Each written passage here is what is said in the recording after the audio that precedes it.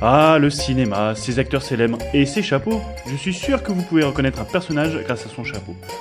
Regardez Charlot, John Steed, Zorro. Et celui-là, ça vous rappelle rien? Vous l'aurez compris, aujourd'hui nous sommes à Chazelles-sur-Lyon, au musée du chapeau.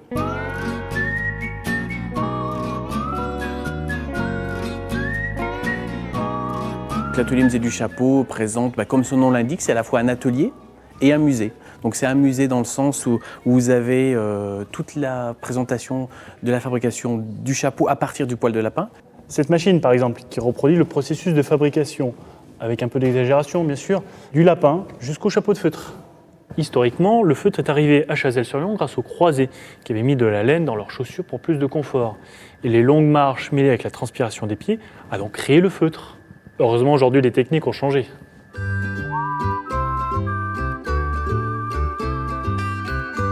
Dans cette salle, on a réuni des machines des usines d'il y a 100 ans. Et en plus, ça marche! Et oui, parce qu'au début du XXe siècle, à Chazelles-sur-Lyon, il y avait 28 usines, plus de 2500 employés. Vous imaginez? Alors chez nous, on fabrique toujours des chapeaux. Alors plus en usine, il n'y a plus d'usine en fonctionnement à Chazelles-sur-Lyon, mais ici, au sein de l'atelier musée du chapeau. Alors si jamais chez vous, vous avez un chapeau déformé, sachez qu'on peut très bien le reconstituer grâce à la vapeur. C'est magique la vapeur! Saviez-vous comment on reconnaissait le chapeau d'un homme ou d'une femme au siècle dernier? Eh bien, il suffisait de regarder à l'intérieur. Celui de l'homme était beaucoup plus élégant. C'était pas une question de privilège, c'était parce que l'homme se découvrait. Et puis ça avait un coût. Madame?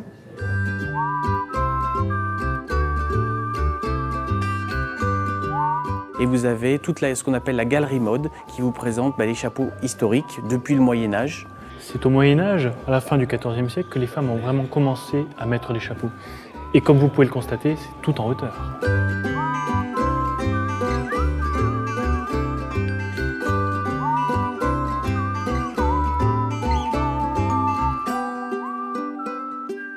Si la visite vous a plu, sachez que le musée est ouvert tous les après-midi, sauf le lundi, pour un tarif de 6 €.